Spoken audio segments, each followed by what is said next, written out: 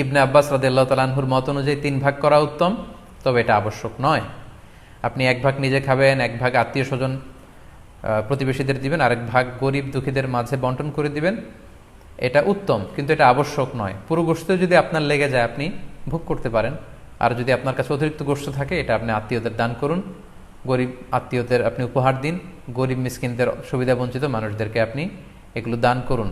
কারণ সূরাতুল হাজ্জের 28 নম্বর আয়াতে আল্লাহ তাআলা বলেছেন, ফাকুলু মিনহা ওয়া আত'ইমুল বাঈসাল ফাকির, তোমরা কুরবানির এই গোশত নিজেরাও খাও এবং অভাবী লোকদেরকে দাও। এবং সহিহ বুখারীতে আল্লাহ রাসূল সাল্লাল্লাহু আলাইহি ওয়াসাল্লামের একটি বর্ণনা, আল্লাহ রাসূল সাল্লাল্লাহু আলাইহি ওয়াসাল্লাম বলেছেন, কুলু ওয়া আত'ইমু ওয়াদ্দাখিরু, অর্থাৎ কুরবানির গোশত তোমরা খাও, ওয়া আত'ইমু মানে অন্যদের খাওয়াও, ওয়াদ্দাখিরু এবং তোমরা এটাকে প্রিজার্ভ করে রাখো বা জমা করেও রাখতে পারো। অর্থাৎ আপনি চাইলে ফ্রিজে রাখতে পারবেন, আপনি পরবর্তীতে খেতে চাচ্ছেন আপনি রাখতে পারবেন ইনশাআল্লাহ। সো